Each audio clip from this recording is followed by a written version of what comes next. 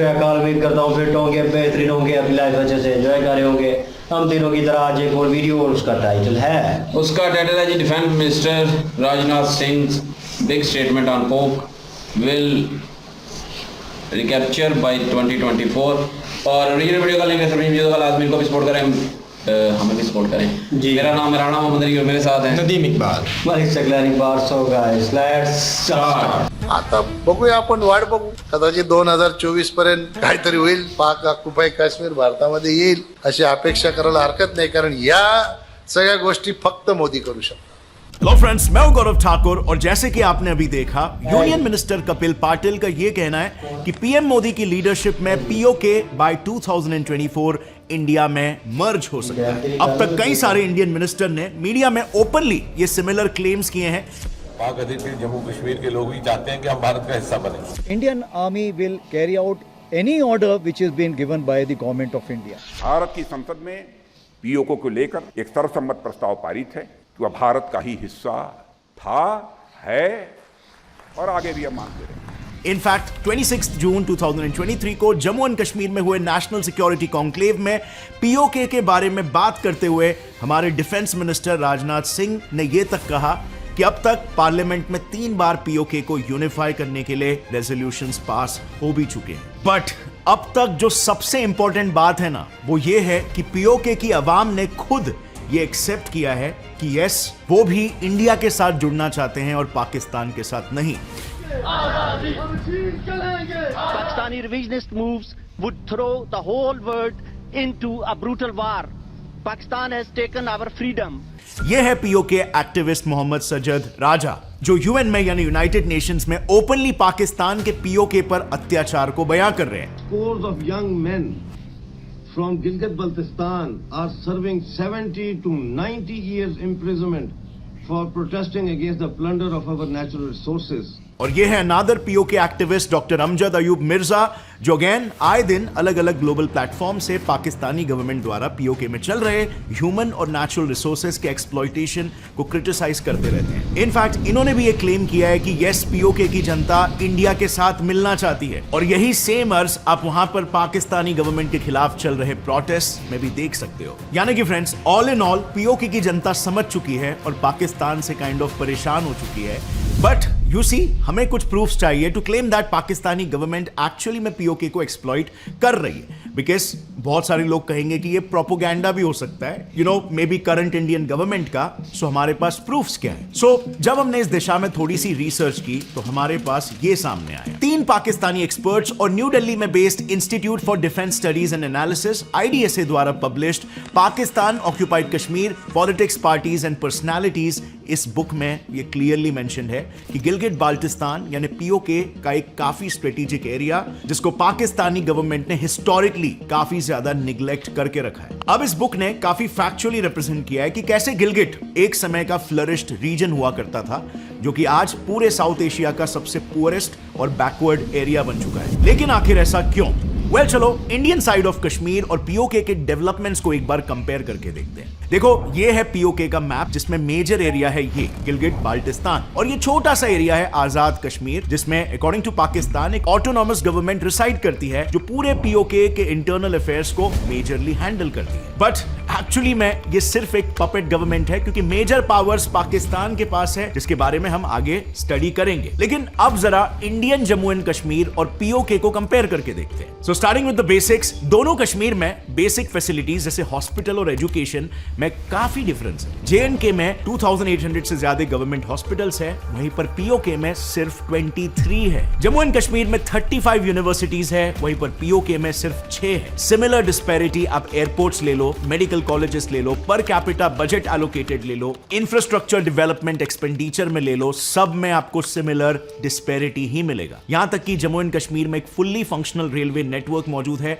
मगर पीओके में तो एक रेलवे लाइन भी एग्जिस्ट नहीं करती। अब जाहिर सी बात है, जिस रीजन में डेवलपमेंट कम होगा, वहां पर लोगों के लिए भी कम अपॉर्चुनिटीज ही सरफेस करेगी, और इसी वजह से जहां पर जम्मू एंड कश्मीर का पर कैपिटा इनकम $1200 है, वहीं पर पीओके का सिर्फ $525 है। But guys, still it doesn't stop over here.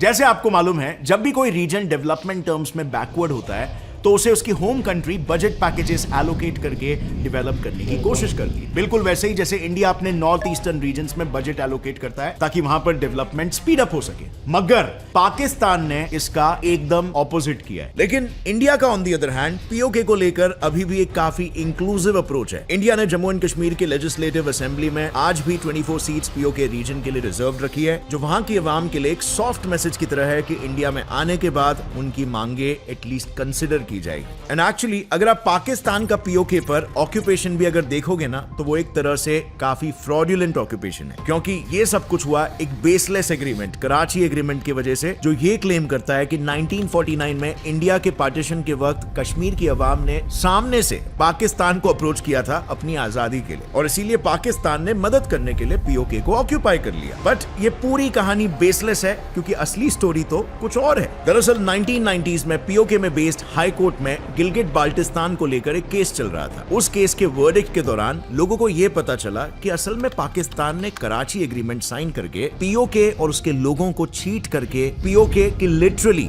90% land पर अपना कब्जा जमा लिया। तो हुआ यूं कि 1947 में इंडो पाकिस्तान वॉर के दौरान हमारे तब के प्रधानमंत्री Jawaharlal Nehru ji instrument of accession लेकर यूएन की मदद मांगने गए। इस डॉक्यूमेंट से इंडिया को जम्मू एंड कश्मीर मिलना श्योर शॉट था, क्योंकि इसमें क्लियरली ये मेंशन था कि कश्मीर के राजा हरि सिंह ने कश्मीर की ऑटोनॉमी इंडिया को दी है। बट इसे काउंटर करने के लिए पाकिस्तान ने धोखे से एक फेक एग्रीमेंट बनाया, जिसके लिए रातों रात एक लोकल पॉलिटिशियन स्लैश लॉयर सरदार इब्राहिम खान को आजाद कश्मीर का प्रेसिडेंट बना दिया गया। इसी के साथ उस एग्रीमेंट में पाकिस्तान ने जम्मू कश्मीर मुस्लिम कॉन्फ्रेंस के चीफ चौधरी गुलाम अब्बास की भी साइन ली और ये पोर्ट्रे किया कि राजा हिंदू होने की वजह से इंडिया के साथ जुड़ना चाहता है। बट वहां की जनता जो मेजरली मुस्लिम है, वो अपने लोकल रिप्रेजेंटेटिव्स यानी मुस्लिम कॉन्फ्रेंस के जरिए पाकिस्तान की मदद लेकर इंडिया से आजाद होना चाहते हैं। इस कराची एग्रीमेंट में क्लियरली लिखा था कि पीओके के गवर्नेंस रिलेटेड सब्जेक्ट्स को दो पार्टीज में डिवाइड किया जाएगा। कुछ सब्जेक्ट्स पाकिस्तानी गवर्नमेंट के कंट्रोल में होंगे और बाकी के सब्जेक्ट्स सरदार इब्राहिम और जम्मू कश्मीर मुस्लिम कॉन्फ्रेंस के कोएलिशन से बनी पीओके गवर्नमेंट कंट्रोल करेगी। अब क्योंकि एक्सटर्नल अफेयर्स की मिनिस्ट्री पाकिस्तानी गवर्नमेंट के पास थी, तो पीओके के यूएन के साथ होने वाले सारे नेगोशिएशंस भी पाकिस्तानी हैंडल कर रहा था, और इसीलिए इस वजह से कभी भी पीओके की जनता के ओरिजिनल डिमांड्स दुनिया के सामने आ ही नहीं पाए। बट यहाँ पर फ्रेंड्स एक और एक मेजर ट्विस्ट है। पीओके प्रेसिडेंट सरदार इब्राहिम खान का कहना था कि उन्होंने कभी भी इस एग्रीमेंट को साइन किया ही नहीं था, बल्कि उनके सिग्नेचर्स किसी और ने फोर्ज किए थे, और पाकिस्तान उन फोर्ज्ड सिग्नेचर्स वाले झूठे एग्रीमेंट को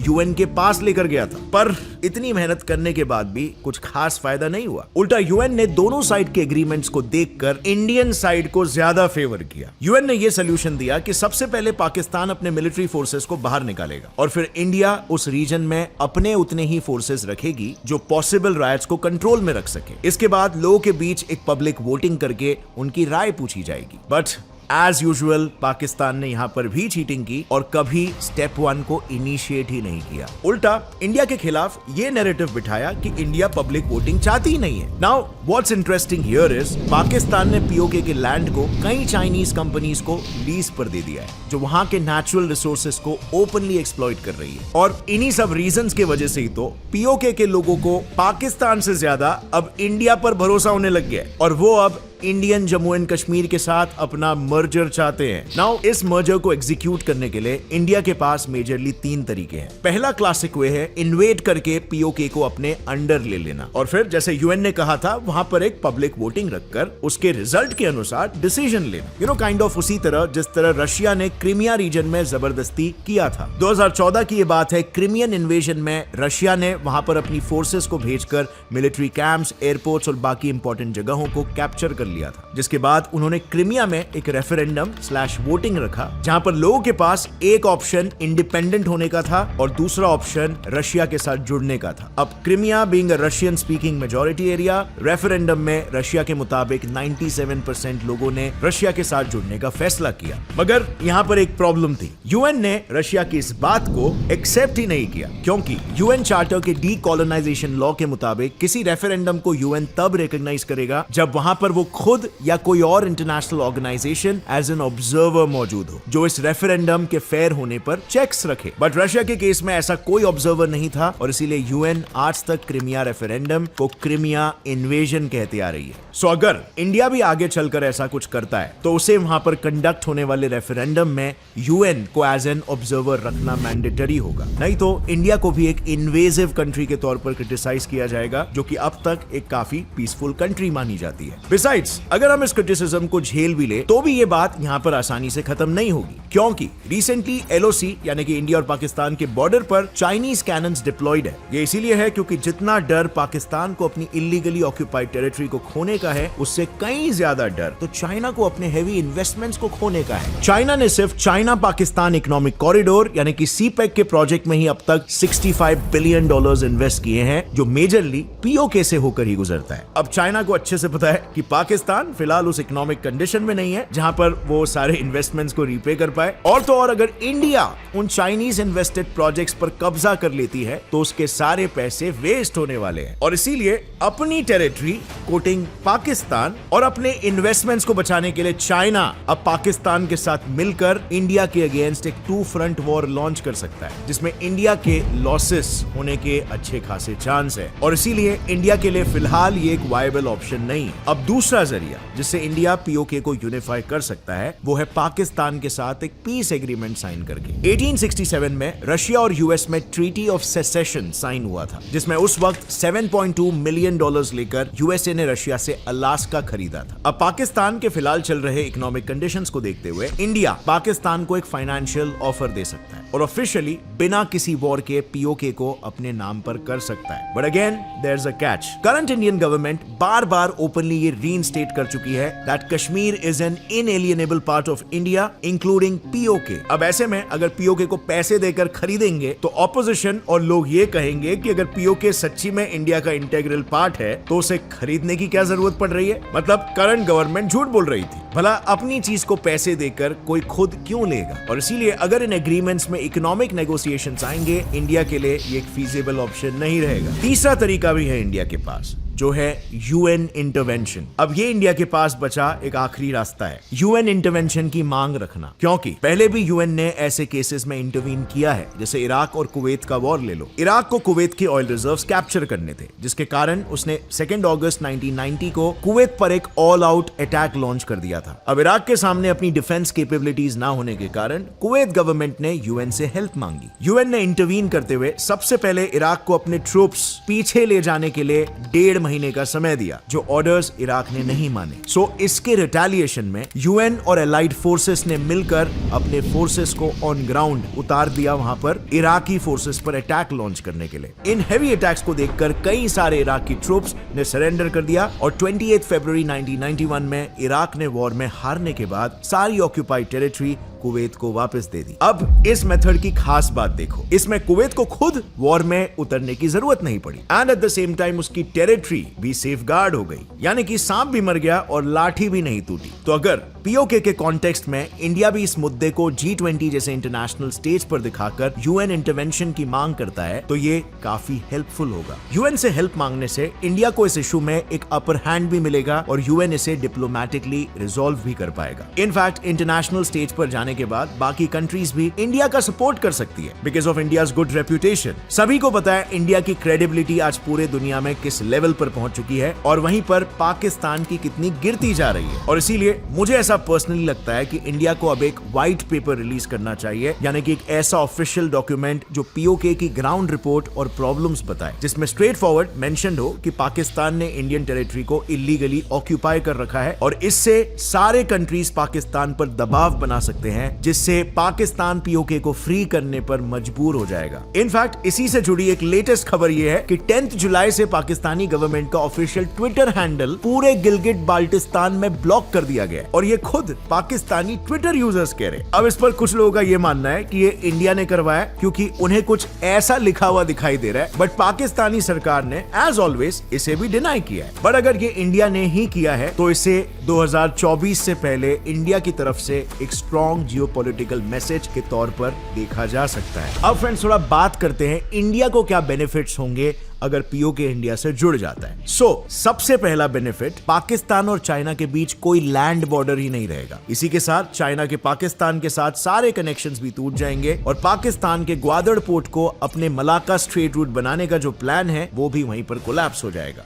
इसी के साथ फ्रेंड्स इस मर्जर से इंडिया को एक और फायदा होगा। इंडिया की इकोनॉमिकल ग्रोथ के लिए सेंट्रल एशियन रीजन CAR के डोर्स ओपन हो जाएंगे। एक्चुअली अभी फिलहाल इंडिया ईरान में चल रहे INSTC यानी कि international north south transport corridor project से ही मेजरली सेंट्रल एशिया से ट्रेड करता है और इसीलिए फिलहाल उस सेंट्रल एशियन रीजन से इंडिया का ट्रेड काफी कम है। अगर चाइना के कॉन्टेक्स्ट में देखें तो जहां पर चाइना CAR के साथ $100 बिलियन का ट्रेड करता है तो वहीं पर इंडिया सिर्फ $2 बिलियन का ट्रेड करता है आज की तारीख में। और इसीलिए पीओके इंडिया का पार्ट बनने से सेंट्रल एशियन रीजन का मार्केट इंडिया के लिए खुल जाएगा और इंडियन इकोनॉमी को बूस्ट मिलेगा। मगर यह फायदा सिर्फ इंडिया यानी कि मेनलैंड इंडियन सब कॉन्टिनेंट को ही नहीं होगा बल्कि पीओके में रहने वाले लोगों को भी मिलेगा, क्योंकि आर्टिकल 370 एब्रोगेशन होने के बस 4 सालों में ही Indian Jammu and Kashmir region में अब तक की हाईएस्ट इन्वेस्टमेंट रिसीव हुई है। और इससे आप ये समझ सकते हो अगर पीओके यूनाइट होता है तो वो भी कुछ ऐसे ही कुछ सालों में डेवलप होने लगेगा और इसमें अच्छा खासा रोल होगा करंट गवर्नमेंट के प्रो डेवलपमेंट पॉलिसीज जैसे कि यूपीआई, जो कि सिंगापुर के बाद अब सऊदी अरेबिया ने अपने सिस्टम में इंप्लीमेंट करना शुरू कर दिया है, जिससे वहां पर रहने वाले इंडियंस NRIs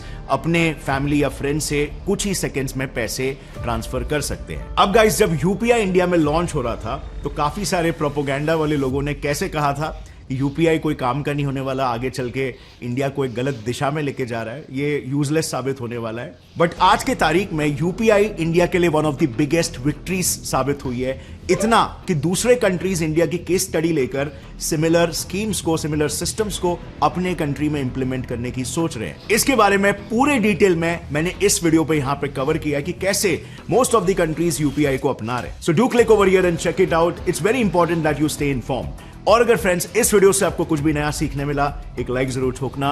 गौरव ठाकुर चैनल को सब्सक्राइब कर लो और बेल नोटिफिकेशन दबाओ ताकि आगे आने वाली हमारी कोई भी वीडियो की अपडेट आप मिस ना करो। See you next time. As always stay curious, keep learning and keep growing.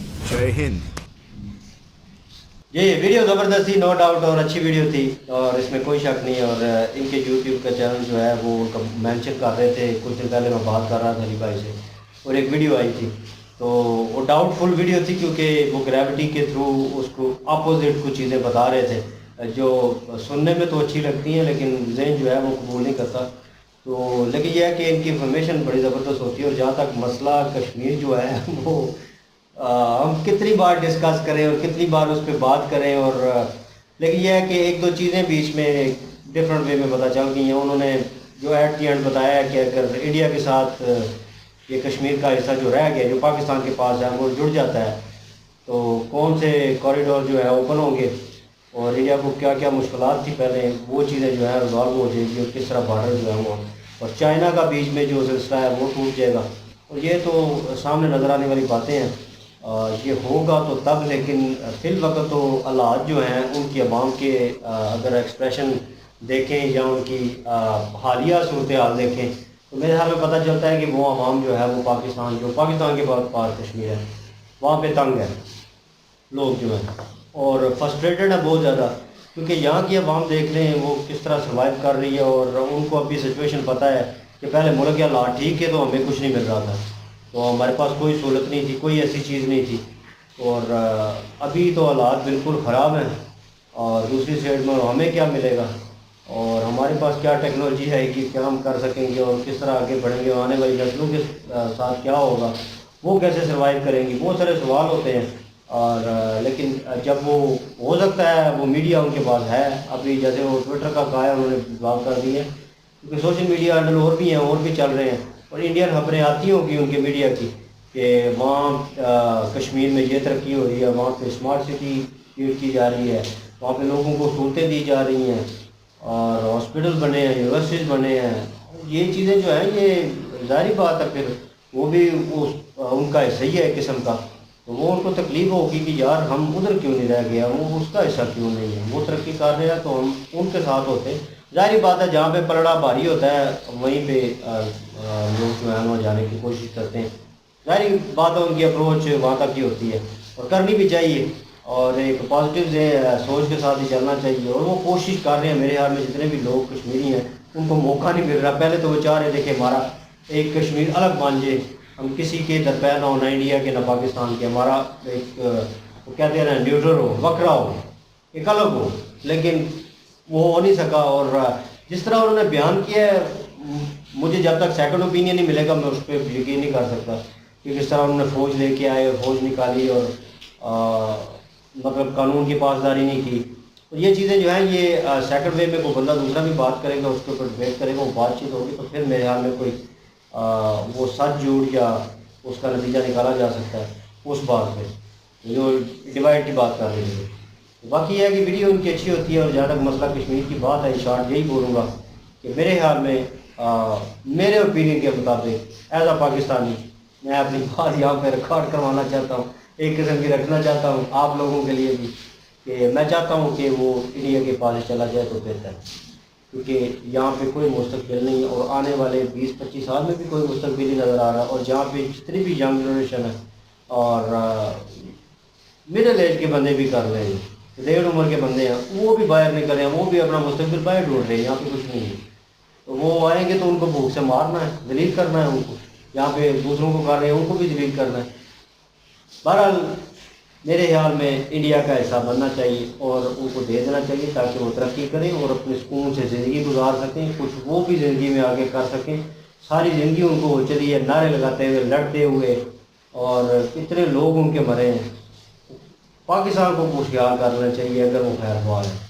बहरहाल हालात भी अच्छे हो जाएंगे दोनों मुल्कों के अगर ये सिलसिला जो है तरीक़ाकार से हो जाता है, ज़ोर ज़बरदस्ती लड़ाई से नहीं, एग्रीमेंट से हो जाता है, प्यार मोहब्बत से। मेरे ख्याल में बहुत अच्छा होगा। वीडियो अच्छी थी इनकी, ज़बरदस्त वीडियो थी, मज़ा आया देखिए। जी बिल्कुल जी, वीडियो इंफॉर्मेशन वाली है, बहुत तहकीक वाली है, क्योंकि मैंने इन्होंने जो डिटेल बताई है इसी तरह मैंने पाकिस्तानी लोगों से इसकी डिटेल सुनी थी। तो उन्होंने भी ऐसे कुछ बताया था कि जो इनका जो कश्मीर में एक था ना, जो उस टाइम जो इसको चला रहा था, वो अभी नाम भूल गया मैं, तो वो इंडियन गया था, वाकई इंडियन के पास गया था, जाकर उसने उनको कश्मीर पे कब्ज़ा करने के लिए बोला था कि आप ले लो। तो वो एग्रीमेंट उन्होंने उधर इंडिया के साथ कर लिया था। तो इधर जो इन्होंने डिटेल दिया कि एक एग्रीमेंट इधर पाकिस्तान ने भी बनाया, ठीक है, इनकी बात है। तो पाकिस्तान से मैंने और सुना है कि इधर भी वही जो आदमी है उन्होंने साइन करके इधर दे दिया। तो ठीक है, ये एक ऐसी बात है जिस पे भी कंफर्म नहीं है, चलो इस पर बात नहीं करते। तो बात यही है कि वाकई मसाइल हैं कश्मीर के लिए। तो ये बोल रहे हैं कश्मीर के हालात बहुत ज़्यादा जो है ना पाकिस्तान के पास है उसके बहुत ज़्यादा हालात ख़राब हैं।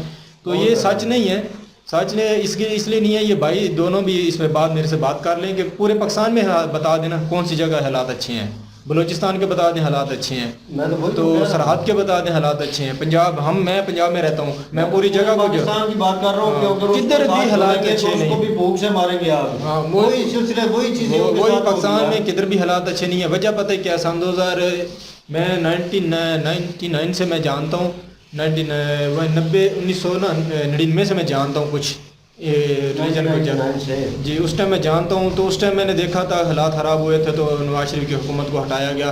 सन 2000 में जब मुशर्रफ आ गया तो मुशर्रफ के खिलाफ शुरू हो गया। सियासी लोगों ने पहले तो उनको फ़ौज ने पकड़ा इन सबको, तो बहुत इनको मतलब ऐसे कर दिया ना कि ये पावरफुल नहीं रहे थे। तो बाद में आस्ता आस्ता उन्होंने फिर अपने लोगों के साथ मिलकर पावर हासिल की और फिर मुशर्रफ के खिलाफ काम शुरू कर दिए। तो फिर भी बाहर से पैसा आता था, जंग लगी हुई थी अफगानिस्तान में, तो पैसा आ रहा था, मसला नहीं बना। सन 2007 तक जो है ना ये मसाइल मुशर्रफ को काउंटर करने के लिए लगे रहे, आखिर उन्होंने कर लिया। बाद में उसके बाद जो है जरदारी आ गया, जरदारी के जो पीपल पार्टी आई, फिर उसके खिलाफ साजिशें शुरू होगी, इनको कैसे हटाया जाए, ये भी अगर रहेंगे तो हमको कैसे कुछ क्या मिलेगा। ये पाकिस्तानियों की सोच मैं आपको बता रहा हूँ।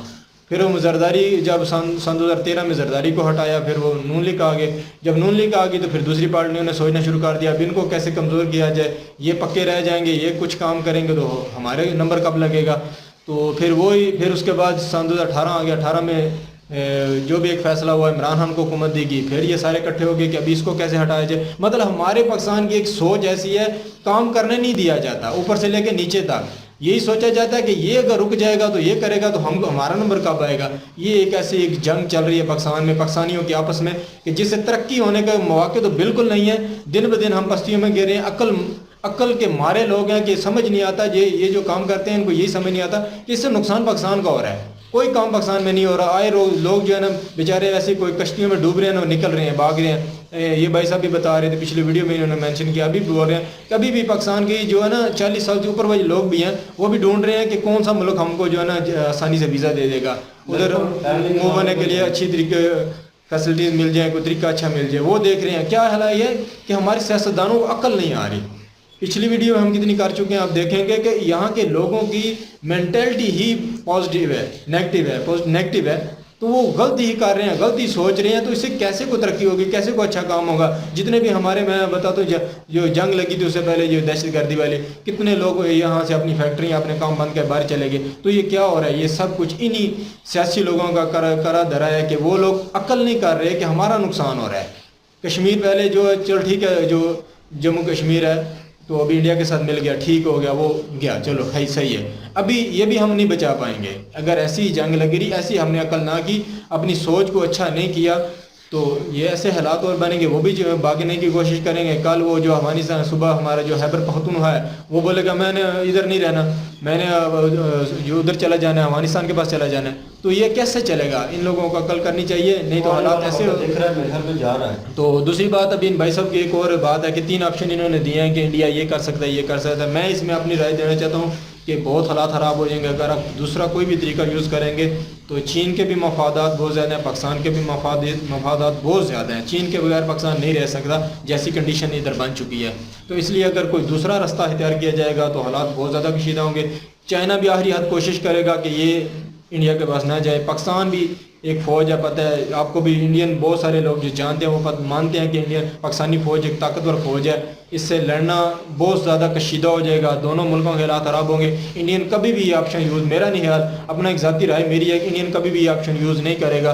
दूसरे ऑप्शन पे गौर करना चाहिए इंडियन को कि पाकिस्तान के साथ बैठ के एग्रीमेंट कर लेना चाहिए। जैसे कश्मीर, जैसे चीन को रास्ता मिल गया, ऐसे इंडियन को भी रास्ता मिल सकता है। अच्छे तरीके से अगर मतलब किया जाए तो यहाँ जंग के बगैर भी हालात अच्छे किए जा सकते हैं। तो अगर ये जंग करके या कुछ दूसरा तरीका अख्तियार करेंगे तो मैं नहीं समझता कि इंडिया के लिए अच्छा होगा, क्योंकि इंडिया एक बहुत अलग वे में चल रहा है, एक तरक्की याफ्ता मुल्क बन रहा है। वो अगर किसी जंग में पड़ेगा तो जैसे आप देख लें, रूस कोई छोटा मोटा मुल्क नहीं है, एक ताकतवर मुल्क है, उसको भी एक मसाइल पैदा हुए हैं। तो यहाँ ये है कि दुनिया ग्लोबल विलेज बन चुका है, यहाँ जंगों वाला दौर ख़त्म हो चुका है। कोई जंग करता है तो दूसरी कंट्रियाँ सपोर्ट करती हैं बहुत ज़्यादा, ये अलग दौर आ गया है, इसमें जंगों वाला दौर नहीं रहा। तो मैं इंडियन हुकूमत से या इंडियन लोग जो देखते हैं उनसे रिक्वेस्ट है कि हालात अच्छी तरह लेके जाने की कोशिश करें, अपनी हुकूमत में जहाँ तक आपकी बात हो सकती है करें। कि जंग से कोई मसला हल नहीं होगा, जंगें हो बहुत सी हुई हैं, इससे सबक सीखना चाहिए। अच्छे तरीके से रास्ता मिल सकता है, पाकिस्तान इंडिया ना कोई तीसरा मुल्क मिला लें, बैठ जाएँ और डायलॉग पे इस मसले को हल कर लें। देखो चीन ने भी रास्ता ले लिया अपने मफाद के लिए, तो इंडियन के मफाद बहुत ज़्यादा हैं। तो इंडियन को चाहिए कि टेबल पे बैठे हुए इस मसले को आसानी से हल कर लें, ना कि जंगों में इसमें फ़ायदा नहीं होगा। जी ये आगे जी इन्होंने भी अपनी बयान दे दिए हैं और वीडियो भी जो है उन्होंने बताया अपना, ज़ाहिर अपना इसका जो भी इसने ऑब्जर्व किया है वो इन्होंने बताया, उन्होंने अपना बताया है। लेकिन मैं यही सोचूंगा, मैं यही कहूँगा कि अपना पाकिस्तान कभी भी गिलगित बल्तिस्तान को नहीं जाने देगा, ना चाइना, सीधी सी बात है। इसके लिए लड़ेंगे, जो भी करेंगे, दोनों मुल्क होंगे। वो उन्होंने भी बताया, बीच में मेंशन किया, 2 फ्रंट वॉर जो है वो शुरू हो जाएगी और वो इंडिया के लिए बारी हो जाएगी, क्योंकि उधर से चाइना होगा, इधर से पाकिस्तान होगा। अगर जाहिर है गिलगित बल्तिस्तान से उसका सी पैक जो है शुरू होता है और इधर कराची ग्वादर एयरपोर्ट पे जाता है, तो वो कभी भी नहीं चाहेगा कि उसका ये रास्ता काट दिया जाए, क्योंकि उसको वो स्टेट ऑफ मलाइका की वजह से जो है वो लंबा रास्ता करना पड़ता है। तो वो अभी शॉर्टकट ये बनाना चाहता है। बिल्कुल, ये बहुत बड़ी जंग होगी, ये बात सी पैक का। तो जाहिर है कि अगर गिलगित बल्तिस्तान पे अगर इंडिया आता है तो चाइना तो अपना मुफाद देखेगा, वो तो कभी भी ये नहीं चाहेगा कि मेरा ये रास्ता कट हो जाए। तो वो लाजमी जंग करेगा, इसलिए नहीं कि उसको पाकिस्तान का दर्द होगा, बिल्कुल भी नहीं। उसको ये दर्द होगा कि उसका रास्ता कट जाएगा, कारोबार बंद होगा, उसका कारोबार बंद होगा, बिजनेस बंद होगा। अगर इधर से इंडिया गिलगित बल्तिस्तान लेता है, खत्म। उधर से स्टेट ऑफ मलाइका को बंद कर देता है, खत्म, चाइना बीच वो में रह इंडिया की जाएगा, गर्दन चाइना से- खत्म। मतलब इंडियन चाइना की गर्दन से पकड़ हाँ, लेंगे। तो फिर ये वो नहीं जो है होगा। अपनी गर्दन छुड़ाने के लिए लड़ेगा। ये नहीं, मैं बिल्कुल भी ये नहीं कह रहा कि पाकिस्तान की वजह से लड़ेगा, बिल्कुल भी नहीं। वो अपना मफाद देखता अपना है, मफाद। वो अपने मफाद के लिए लड़ेगा और पाकिस्तान ज़ाहिर है फिर अपना मफाद देखेगा। तो वो लड़ाई बड़ी ऊपर तक जाएगी। इसलिए तो इंडियन अभी तक जो है वो इस पे लड़ाई नहीं कर रहे, इसको ज़बरदस्ती कैप्चर नहीं कर रहे। अभी जो बातें मैंने एक पहले भी हमने वीडियो की जो उसमें किसी, अभी मुझे याद नहीं आ रहा, मैं सोच रहा था, किसी ने कहा था कि इंडियन में जो है वो जब पहले पाकिस्तानी जो थे वो इंडियन कश्मीर लेने की बातें करते रहे हैं आज तक कि हम कश्मीर बनेगा, पाकिस्तान कश्मीर लेके रहेंगे। तो अभी जो है वो इंडिया ने शुरू कर दिया यही नहले पैदाला जिसको कहते हैं मारना, कि हम जो है वो पाकिस्तानी कश्मीर अपना लेंगे वापस, गिलगित बल्तिस्तान लेंगे हम वापस। तो ये इंडिया ने कहना शुरू कर दिया। और पहले पाकिस्तानी कहते थे, इंडियन चिढ़ते थे, अभी इंडियन कहते हैं तो पाकिस्तानी चिढ़ते हैं। कन्वर्सेशन हो रही थी मेरे ख्याल में वो मैं वही ना, मैंने सुना था और वो बात मुझे बिल्कुल ठीक लगी। उन्होंने कहा अगले 5 साल तक फिर कहेंगे, अगले 5 साल में ले लेंगे, अगले 5 साल में ले लेंगे।